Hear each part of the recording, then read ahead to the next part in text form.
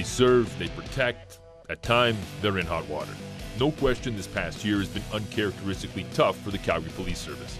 A number of serious incidents have occurred, from a service rifle having been stolen from an off-duty officer's vehicle to bribery and breach of trust charges leveled against 2 current and 1 former officer. It would seem these incidents have not gone unnoticed, as a recent local news media poll recorded a dismal 39% CPS approval rating amongst citizens. This in stark contrast to the annual Calgary Police Commission Citizen Satisfaction Survey that recorded overall satisfaction at 94%. Today, we look beyond the polls and examine what changes could lay ahead and the current challenges facing the Calgary Police Service. Hey Calgary, I'm Kevin Chorney. Thanks for joining us. Tonight I'm with Chief of Police, Roger Chaffin. Sir, thanks very much for having me. Taking the time. You're back. You're here last season. You've now been on the job for a full year. I mean, what have you experienced? Any surprises? What have you learned? Do you consider what are your highest and lowest moments thus far? You know, highest moments is probably the everyday things that a lot of people take for granted. To see just how many people are out there every day doing the things they do to keep people safe. They're really not just heroic things, but those really thoughtful ways to deliver public safety in the city. I'm so impressed with our people, the way they conduct themselves. I think that's always the big moments. I think the low moments are obviously the times when we fall below public expectation. You know, we've had opportunities to charge criminally some of our officers for their behavior, and I have to say, as a chief, that's probably about the lowest moment you'll go through. I mean, there's been some personal issues. You know, we've had some tragedies in the organization, but realistically, from the business side, you get very disappointed by times when people are charged with criminal events. You know, and I alluded to this poll, the intro to the show. So, a recent Main Street poll of 823 Calgarians that were asked how they think the CPS is doing, shockingly low. 39% give their approval of the CPS. Meanwhile, the Calgary Police Commission Citizen Satisfaction Survey pegged police approval at 94%. First off, what was your reaction to the 39% approval rating from that poll, or pardon me, the post-media poll, and how do we explain such a large variance in the 2 polls?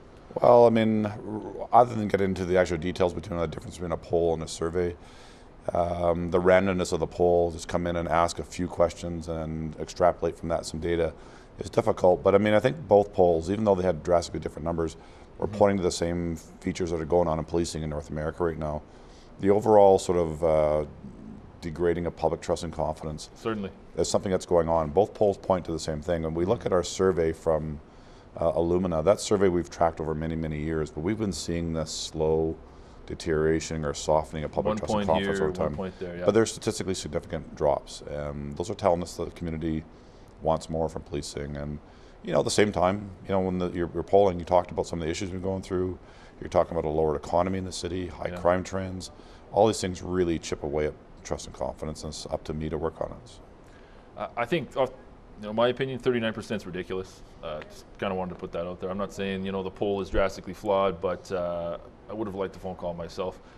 Moving on, though, under your leadership, the CPS has continued to crack down on, well, even some of your own officers' bad habits. Again, you mentioned the illegal activity of 2 CPS members and a former member who were exposed internally, which of course led to charges. You've been openly critical of the conduct of a small number of CPS members. Is it fair to say that transparency and accountability are some of the cornerstones of your leadership style? Yeah, absolutely. It's something we're trying to promote with our whole leadership culture, is that it's, when you see what's going on in North America, this heightened demand for more professional policing, our best defense of that is to bring our best every day. And when people decide to offend the nature of our badge or our oath of allegiance, then they should be held to account, and there's no role for them in policing. And that simply has to be the model. But it really is about supporting the great work that goes on. But when you have those really bad moments, that you have to stand tall of that and deal with them. Policing in the States it's been very negative lately, very negative. We've seen a lot of very troubling videos, frankly. Do you think that mentality has sort of, I guess, permeated into our citizens when it comes to a little bit of a lack of trust with our officers? It's a very small world right now. So the globalization of issues is, you know, every one of us has a phone or a device, and we can see things in real time. Something happens in Louisiana, we'll see it in Calgary as it's happening, and it does affect it heightens people's awareness, but also heightens their anxiety and concerns about who's holding the police to account and how do we know that doesn't happen in our city? And then when you have events in your city, it starts to resonate with people. It's happening here too. So that that's where this demand for transparency and accountability comes from, is that we know the public wants this from us. This year has seen at least one incident, the Clayton Prince arrest, where city officers clearly used excessive force. It was caught on camera. It led to some citizens expressing real concern that maybe our officers don't have the adequate training that they require to do the job properly. What are your thoughts about that opinion? Well, again, most of our officers are far and above what happened in that scenario, but there is a truth to that in the sense that when we're thinly deployed, when we're working at very high tempos with really chaotic caseloads and the kind of crime trends we're dealing with, you're not engaging your employees very well. The time to engage employees and train them, develop them, hear from them, making sure they're safe and comfortable, they're well rested. When an officer is not at his optimum, there tends to be problems down the road, or there can be problems down the road. So one of the things we are doing is making sure we have the staffing level that we need to make sure our officers are at their best constantly. So it's been a struggle. We know our economy is really at a low point right now, so finding funding for our position is difficult. But the service did a good job this year of reorganizing its economics so we could self-fund some positions. So we've done that and done some reorganizing of people, and we're slowly working at rebuilding up our front line so we can train and develop and engage them better. Some of that funding, I guess some of the money saved, was you guys moved from downtown over to West Winds area not too long ago. Have you been able to better serve that area of our city, northeast? No secret, there is quite a northeast, southeast, probably higher crime areas. I think that's probably fair to say. Yeah, two things. That West Winds complex brought a high visibility presence to the community. Yeah. Also, our District 5 office is in a very high visible area of that quadrant of the city, so we do have a really good presence there, and it's a really a high watermark for us, that facility. It's a big community policing facility, but allows so many people to come and go and to interact with us, and it has really worked out extremely well. You're finding that then? Are you finding that citizens in these communities are actually taking some time to actually interact more with officers? As you see, we're right next to some mosques and we're next to shopping areas. And an opportunity to be seen with the community and not sort of be away or standoffish in the community. One of the difficult things about interacting with some culturally diverse groups is sometimes our institutions make it unlikely they'll talk to us because they don't feel welcome. But this is all set up in a way to make people feel welcome. Yeah, that was a smart move. It makes a lot of sense. Folks, we're going to jump to our rant pack. Stay with us. What do I think about the recent independent poll that shows that the citizens of Calgary only think 39% approval rating on the Calgary Police Service compared to the Calgary Police Service one done at 93%. I believe those are the numbers. Even if they are, it's in and around there. I think that when you get a phone call to your house and it says, "Hi, this is the Calgary Police Service, we're doing a poll," it's probably going to slant your vision and your take on what you're going to say. If you get an independent person calling you that assures you that the police won't know your, address, phone number, who they called, you might have a little bit of a difference of opinion. Do I think that the latest uptick in police disapproval has to do with all the videos that daily circulate my Facebook feed and Instagram feed and whatever? Potentially. I just really hope Calgarians aren't that stupid. There are bad apples in every bunch. We aren't the USA. Are there bad apples in the Calgary Police Service? Most definitely. Do I think we have more bad apples here than we do someplace down south? No, I think we're about the same. Maybe even a little less. I can't speak to that for sure. I've had bad incidents with police. I've had good incidents with police. So it's all your perception on how you perceive police. Pretty well spoken, I'd say, from Adam. He did mention about the Calgary Police Commissioner's Citizen Satisfaction Survey. When you get a phone call from somebody in that capacity, do you think people are keen to be as, forthright as maybe they should be? You know what, because the Police Commission's conducting the survey through another company, and we're completely arm's length from the service itself, has nothing to do with the survey. We don't participate in it.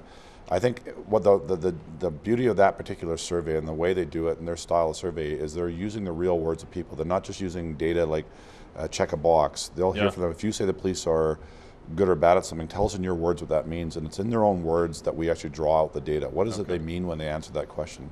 That's the power of that kind of a survey. There's just a wealth of data inside there that we're able to pluck out.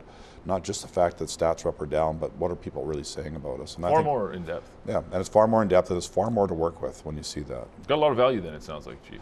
It does, and when you trend it over years, over 9 years, you get to really evaluate what's shifting in the community, what's changing, how are we doing. They tell us what they want us to work on as well. That's where we get our priorities from, is through that survey.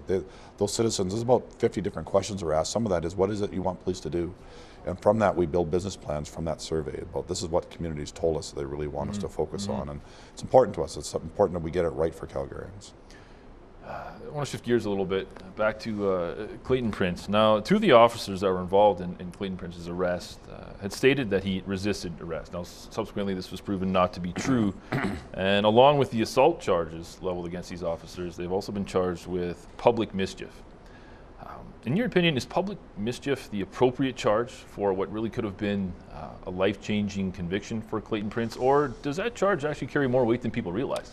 Yeah, it carries more weight than people think. I mean, this issue of the sort of breach of trust, or the bringing false documents before a court is highly serious.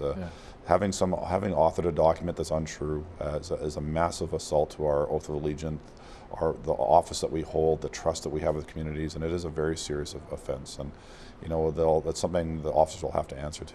Are those officers, they're currently still employed with the CPS, on leave with pay, or? Yeah, we have processes we use to determine the status of the employee through this. So as soon as the charges occurred, they go on something we call relief from duty with pay. Okay. And that'll be evaluated as this process moves along now. We'll sort of work with the association and the police association and determine their status going forward.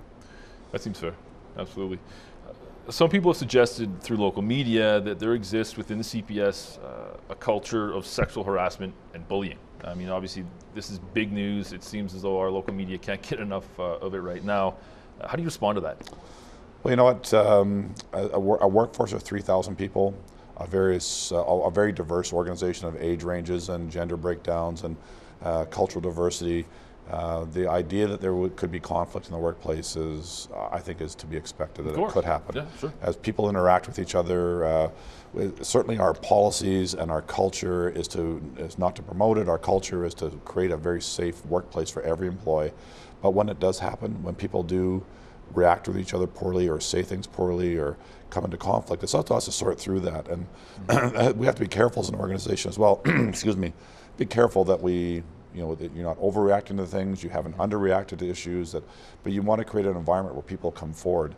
And it's challenging. It's always what they saw in the media, what we've been experiencing this week is very real, and it's something that, again, there's my responsibility to make sure we do everything possible to create that environment, that reporting mechanism so people can come forward.